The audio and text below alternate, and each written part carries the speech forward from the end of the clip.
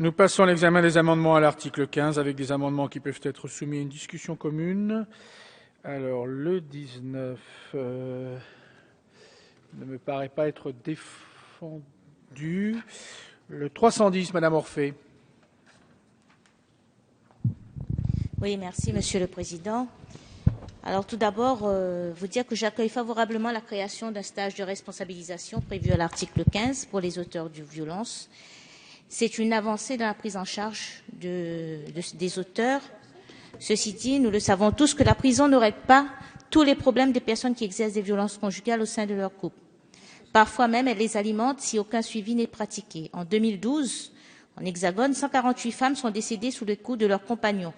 À La Réunion, en 2011, 6 sont décédées sous les coups, soit à la suite de plusieurs menaces de mort et parfois même après que l'auteur ait purgé sa peine de prison.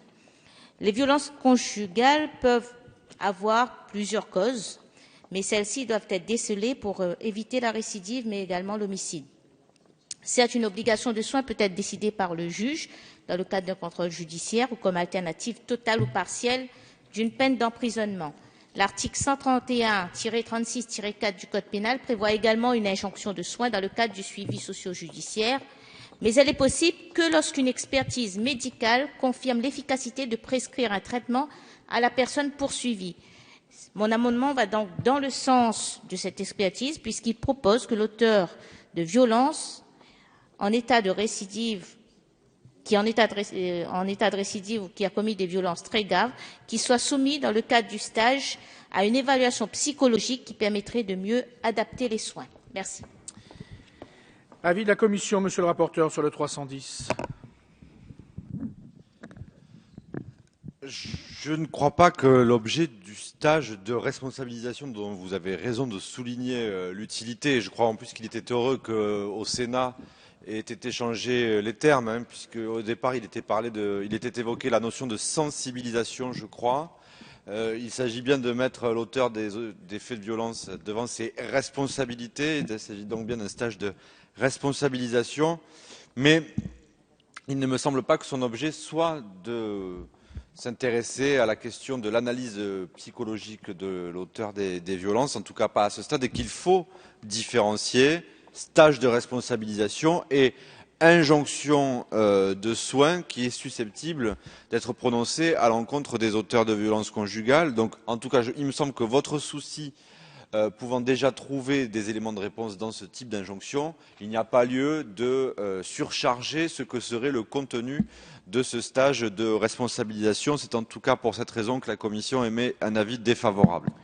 Avis du gouvernement, Madame la Ministre.